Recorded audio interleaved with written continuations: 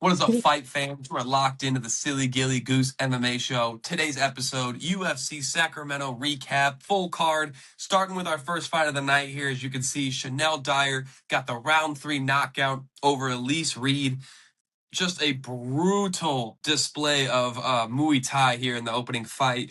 Dyer just landed whenever she felt like it on Elise Reed. Elise Reed had no answer for anything that Dyer was throwing her way. Just basically, like the announcer said, it was target practice for Dyer. I was starting to think that Elise Reed might not get might rely on the judges' scorecards there, but Dyer got her out of there in round 3 after finally putting it on her. And that was Elise Reed's third loss by knockout and her 6th loss of her career by finish. All 6 are losses by finish. Dyer is now 2-0 in the UFC, 2 knockout wins. So big things are coming for Dyer. Mason, anything to add for this fight? The Simpson episode where the kid's like, "Stop hitting him! He's already dead." That's basically what I got from this fight, or what I'm getting from this fight. So. Yeah. That's a great comparison. Yeah, stop hitting him. He's already dead. Yeah, Elise Reed, not UFC material. Getting into our next bout, Jackson McVey, the Moose, hitting one of the nastiest knees to the liver we have seen in a while. It was ferocious. But these two had a scrap. Wes Schultz coming out hot, gets the early takedown, almost gets the silly gilly. They rolled a few times. Jackson McVey stayed calm, able to get out of it, get back to the feet, started touching him up on the feet. And boy, when he let that knee go, Wes Schultz wanted nothing to do with that fight anymore, dude. It was brutal. Yeah. Shout out to the Moose. Yeah. Nope. No party time for Wes Schultz. No party time. No party time. No party time. And Jackson McVey now gets his 2nd UFC win, 2-2 in the UFC. So hopefully that 4-fight contract gets renewed.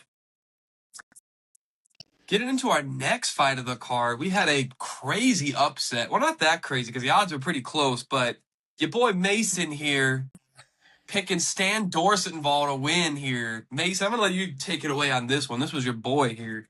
Yeah, dude. This was an absolute amazing fight. Dorsainvil is now my new favorite lightweight. Man, that was such a good fight. And Dorsainvil, dude, Yes. he was getting the business in round 1, but he persevered. Yeah. He got those second 2 rounds. He looked really good. I mean, man, this kid, if he can, I don't know the word, but he'll get better after every fight. I mean, that's usually how it goes in the UFC, and I like him, dude. He's a good striker, and he was doing really good too, with his takedown, or I mean, not necessarily his takedown defense, but getting in better position when they were in the clinch and stuff like that. Man, he's really good. Yeah. But it was so funny after the fight when they're doing the announcement for who won. He seemed pretty confused. And this dude worked at Home Depot. He worked at Home Depot, and now he's the drill, man. The drill. Bro. He's locked Love in, it. dude. That was such a good fight. Yeah, dude, he's amazing, dude. He's so lengthy and big too, and just a lot of confidence. Loves to come walking forward. I loved it. It was a great scrap. I'm surprised I didn't win fight of the night, but main event was pretty amazing as well. But I feel like these two should have got a bonus in some way. They put on an incredible fight. Indeed, they did. Yeah, I'm very excited to see what the UFC does with Stan Dorsainvil coming forward. Because if this was him on 5 days' notice, I would love to see him on 2 months' notice with a full camp. Because he is UFC material for sure. But getting into our next fight on the card, we had a featherweight bout here. Marcio Barbosa, a late addition to the card here, taking on Ryan Kuse, making his UFC debut out of Karate Combat. Yeah, I mean, this went exactly as we said it was going to go. This was our lock of the week. Marcio Barbosa to win in round 1. He has insane power. Like Mason said, we should have just gave him the 19 last week when we were filming.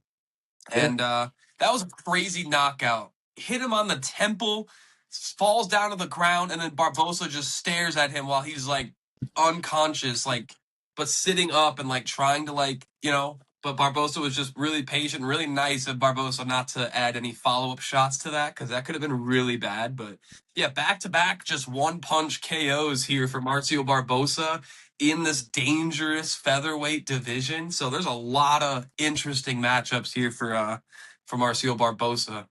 Yeah, man, this guy's really good. He's got a lot of power, and I will say one thing: we are locked on these lock of the weeks, dude. We have been absolutely locked. Ah, So, like, guys, when we say lock of the week, just go to your sports betting app and just lock it in because just we've been throw a hundred hot. bucks. Knock on wood, of course. Knock on wood. Don't want to jinx us. Knock on wood. But man, Don't that want to was jinx it. Barbosa, dude. He could be a problem. 19-2. That's a pretty solid record.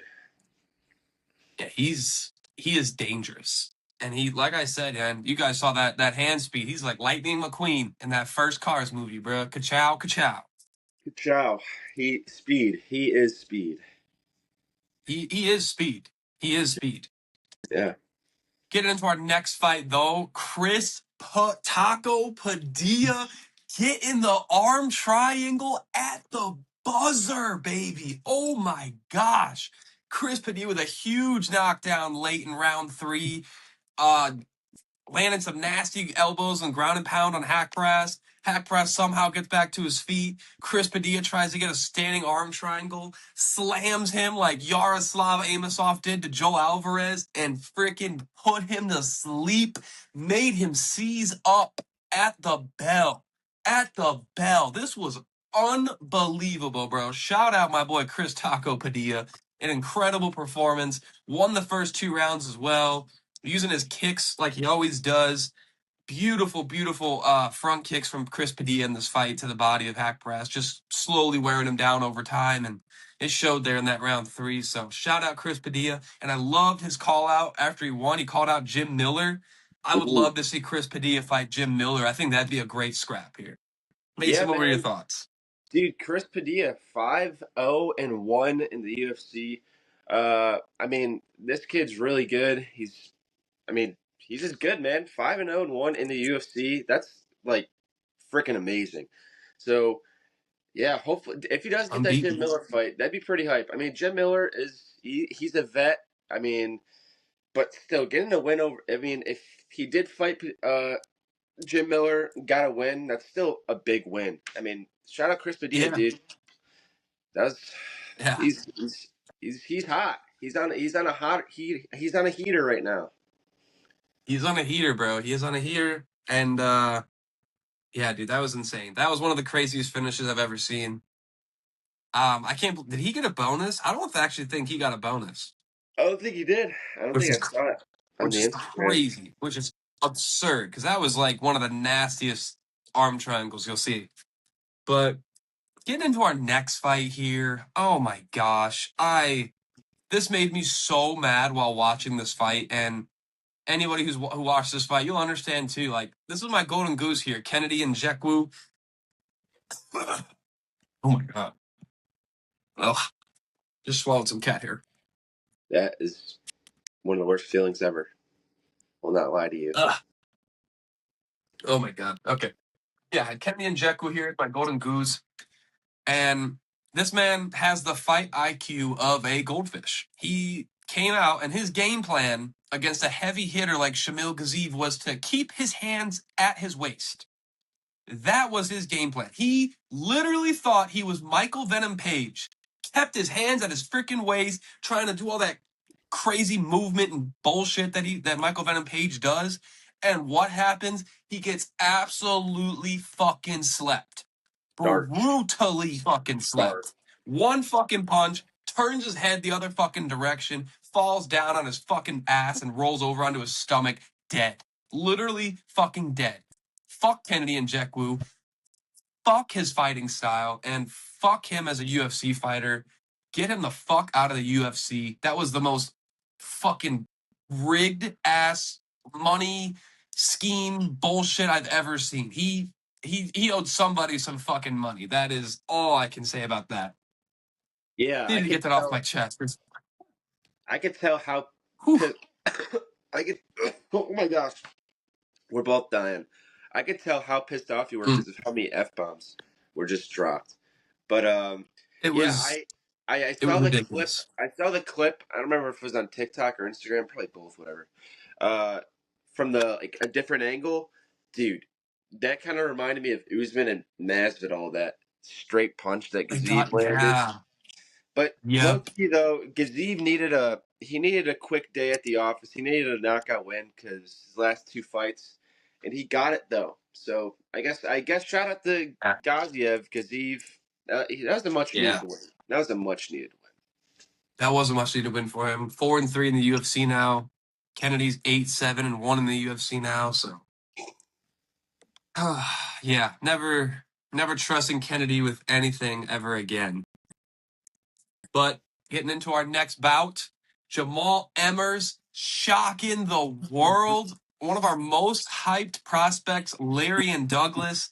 Jamal Emmers getting the round 1 KO. And your boy here, as you all saw in the clip from Yeah, last dude. week's pod, picked Jamal Emmers here. I loved this matchup for him. I thought he should have been favored in it. And the recency bias of Larry and Douglas proved here.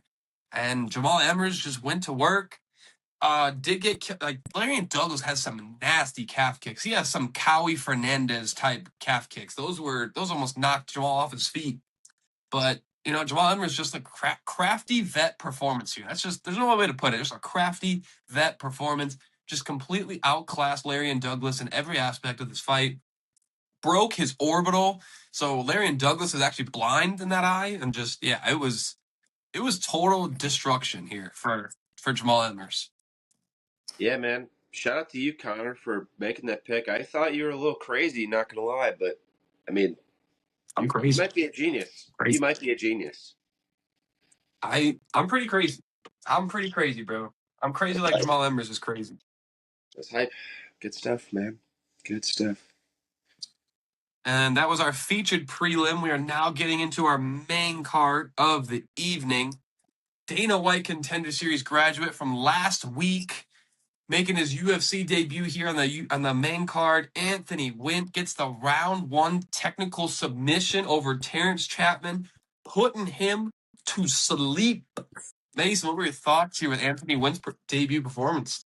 Yeah, dude. Anthony Wint, low key, is a dog, former NFL player. And this year we've had a former NFL player that happens to be a heavyweight, Josh Hokett, and Josh Hokett's undefeated too. So maybe we'll see like Anthony Wint have like a sort of trajectory of Josh Hokett. He does have a personality on Yeah. him. Uh, but Yeah. what a submission! What a submission by Anthony Witt. The Submission. NFL player, the NFL. I guess they know how to make a fighter. And shout out the NFL. Shout Yeah. out Derek Barnes. Go Lions, baby. But yeah, Anthony Witt, good dub. Okay, great. Yeah, dude. Really impressive. Just a dominant arm triangle. I mean, just that was a massive bicep to be having over your freaking neck. And holy cow. Don't want to be that guy. Get into our next fight on the card here. Carly Judice taking on Gisela Chaves. And Carly Judice getting the 99-second KO here in round number 1. Quick day at the office here for Carly. Just beautiful, beautiful, crispy boxing as always. And it was just too much for Chaves, who just couldn't seem to land and didn't want to withstand the power of Carly. And oh man, that kick that she landed was absolutely beautiful. I believe we both predicted a Carly Judice knockout on the pod here Oh last week. yeah, But yeah, dude, Carly Judice crispy. is a problem. She's She is crispy. a problem. Yeah, she is a major problem at 125. Definitely has earned a ranked fight now. So she will be climbing the ranks here pretty soon, and I cannot wait for it. Yeah, dude. Carly Judas is a dog. She's a dog. She's, yeah. Not much to really say about that fight. Carly Judice is just the man. But there is a lot to say about this fight. This fight went exactly as I thought it was going to go. Well, not perfectly, but it was as entertaining as I thought it was going to be. Mederos getting the round 2 standing TKO over Mason Jones here, dude. Unreal. All 3 judges gave Mederos round 1, despite getting knocked down with a leg kick that they didn't credit as a knockdown for Mason Jones, but great work with the leg kicks by Mason Jones in round 1. And Markel Mederos just turned up the pace here in round 2. And oh man, dude, standing TKOs are so scary. Like Yeah. when Mason Jones was trying to like he was just like those things at like a car wash, those inflatable things at a car dealership that like blow in the wind everywhere. That's what Mason Jones was looking like, dude. But great win from Markel Mederos. Great Muay Thai. His striking accuracy was so good, 64% going in. As you can see, 73 of his 106 significant strikes. He is really good. He's a real problem. He would have beat Chris Padilla, like we said last week on the pod, if he didn't get that point deduction. So yeah, Markel Mederos is a real problem here at 155, and look for him to be fighting into the rankings pretty soon, or someone just outside the rankings. Yeah, they should eventually down the road they should run up Mederos versus Padilla again because I mean Yeah, Padilla's a dog, Mederos is a dog. I mean they got a draw, so somewhere down the road they should definitely run that back, you know. But man, yeah, I I was a agree. little I was a little upset because Mason Jones is gritty. He's got a good chin. This is his first time being knocked out, I'm pretty sure, and Yeah, yeah, a little upsetting. But you know, hey, it's the UFC. Anything can happen. yeah, and it was Markel Mederos' night. It was. This next fight, we don't need to spend too much time on this one. Renier de Ritter and Roman Dolidze at light heavyweight. Roman Dolidze's second fight at 205. Renier de Ritter making his UFC debut at 205. Roman Dolidze literally pulled guard in the first 30 seconds of this fight. Pulled guard against a jiu-jitsu god in Yeah. RDR. And I don't know why Dolidze is still in the UFC. This was just ridiculous. This was awful to watch. I don't know how we can call this a successful debut for RDR. It really does nothing for his stock, I think, at 205, especially because Dolidze had just moved up to 205, and Dolidze has looked like a shell of his former self in these last 3 fights. So I don't know. I feel like this win didn't really do anything for RDR. It really didn't showcase his 205 move up that he'd been working hard on. And I don't know. I would like to see him against someone who can actually put up a fight and not pull guard. So, but yeah, shout out RDR, man. Hadn't seen his kid for like 8 weeks, so Yeah, that was dude. pretty emotional on the mic afterwards. So shout out to him, man. Glad he got the dub. Yeah, dude. I was gonna say the same thing. But dude, RDR at light heavyweight. I think RDR is gonna his career. I mean, it's gonna be rejuvenated at light heavyweight. I think he's gonna be really good there. He's still big for the weight class. I mean, he's huge. Yeah, Like I don't know, man. I like RDR at light heavyweight. I mean, he was already a champ and won at light heavyweight. He's seen people yeah, his size. He is good everywhere. He's good in the ground. Like man, hopefully, he just doesn't quit in the stool. That's all. That's all. yeah, You know. yeah. And he's been ducking Robert Whitaker. I don't know if you've seen these, but like they keep asking him like, "Hey, Robert Whitaker just moved up. Do you want to fight him?" He's like, "Absolutely not." He keeps dodging Robert Whitaker. It's kind of Robert funny. Whitaker's a And they beast. asked him after this. I know. He's like, yeah, he hits hard. He's so fast. I was not ready for the speed of Whitaker. I don't want to fight again. I don't blame him either. So yeah, getting into our co-main event, our heavyweights here, Sergey Spivac and Vitor Petrino. As you can see, Petrino gets it done 30-27 on all 3 judges' scorecards. And if you saw from the clip, your boy predicted a 30-27 Petrino dub here. I know Mason's a little sad because this was his golden goose. He's 1-1 now, picking Spivac as his golden goose. So Mason, I'm gonna let you take this away here. Yeah, man. This was disappointing to say the least. Not gonna lie to you. I was very upset. I thought Spivac looked great in his last fight, and this was just a complete step down, in my opinion. They're just. I feel like Petrino just had his number the whole fight, and Yeah, Now Petrino got a number next to his name, but Petrino, man, this guy good. This guy good. So Yeah. we'll Yeah, he's see what really good. happens with, but we'll see what happens in the Vitor next. But Spivac, man, you let me down. You let me down, man. It's okay. Yeah. It's all right. Not gonna Yeah, a get little upset. bit. Not gonna get upset. Not gonna, not gonna get upset. Yeah, Vitor Petrino, man, looking great. 4-0 at heavyweight now. 2 wins by decision, a win by sub, and a win by knockout. Love the call out of Walter. Excuse me, of Walter Walker. I think that'd be a lot of fun, Ooh, and I think he wins that fight too if booked. But yeah, shout out Vitor Petrino, man. Great performance. Great performance. Getting into our main event of the evening, the spaghetti and meatballs. The reason why you are watching this video is because you want to hear our thoughts about this fight right here.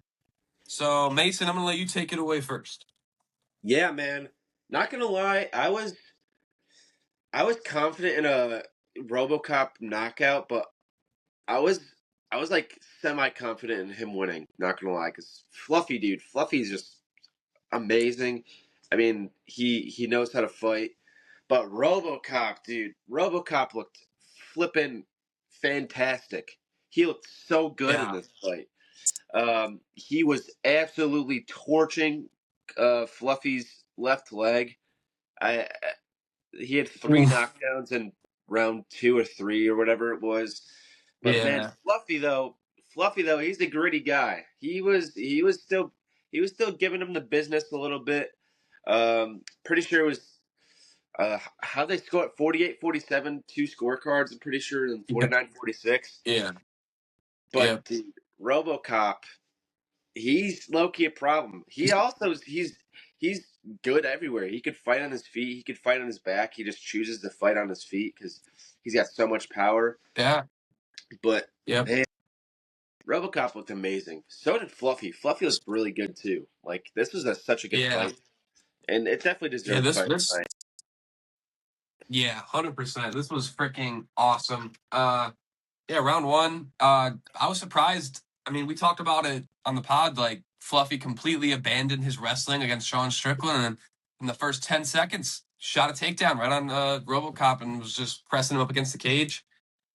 I like that he went back to his old self. I'm really surprised that neither of these guys gassed out.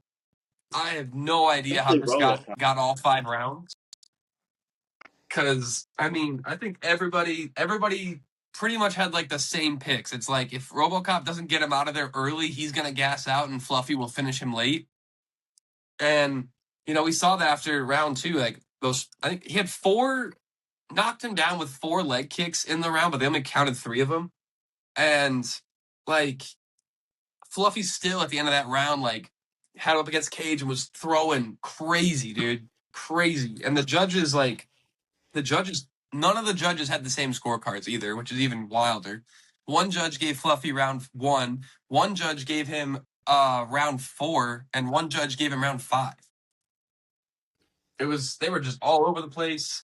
I thought it was a pretty clear 49-46 for RoboCop, but yeah, there was a huge shift in momentum after round 2. Fluffy got round 3, and then there was another huge shift in momentum, and all of a sudden, like RoboCop just entered dog mode and just decided to, yeah, you know what, I'm gonna win these last 2 rounds. Actually, I'm good.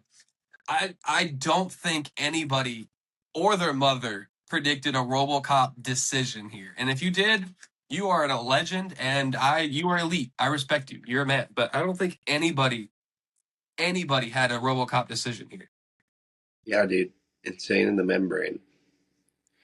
Insane in the membrane. So But what's Mason, next for? what Oh, what is next oh. for Gregory RoboCop Rodriguez? Yeah, dude. Obviously, he had the call out on DDP, which I don't think that fight should happen. I personally, this is a little biased, but I think DDP should get the title shot. He's beat Strickland twice, and Strickland's the champ. But we're not talking Yeah, about DDP now, so we're gonna throw DDP to the side.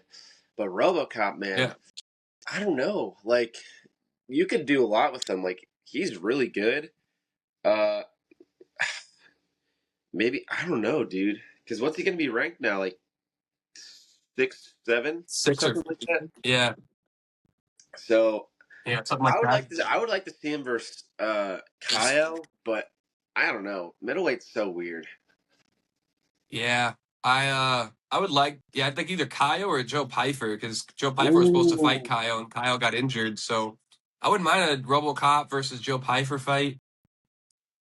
Robocop versus Brendan Allen could also be pretty fun. Yeah, I completely There's forgot a about Pfeiffer. there's a lot of good matchups there at top of 185 now for RoboCop here. As for what do you think is next for Fluffy though? Man, the Fluffster. Call me crazy. Uh, You're crazy. nah. What I was gonna say is really crazy. I was gonna say Fluffy versus Bo Nickel, but that's a little Ooh, that's kind that's of not bad. insane. That's kind of insane, but also it's not. I think that'd be a I decently like it. good stylistic matchup for Bo, maybe. But I think Fluffy's striking is much better than Bo's. So I don't know, but Bo Nickel Yeah, just keeps getting better and better. So I don't know, yeah, man. that'd be a fun. That would be a really fun fight. I wouldn't mind that at all. Yeah, Fluffy's definitely gonna have to fight back now again. Yeah, Uh, I don't even know who. I mean, it could be like somebody like Ikram Alaskarov. yeah, Um, Man, there's a few like it could be even Izzy, maybe Izzy's retirement fight. Um, I don't know, man. It's interesting. Fluffy's pretty much in a gatekeeper position here now, which kind of sucks because he's a pretty big fan favorite. But this is what you get for losing these fights. But yeah. yeah, that's the UFC Sacramento recap. Thank you guys for tuning in. We will be back with the UFC Shanghai or Umar Nurmagomedov versus Song Yadong card. And as always, subscribe to the YouTube channel. Follow us on Instagram. Follow us on Thread. Follow us on TikTok. That's all we got for you. Peace out, boys.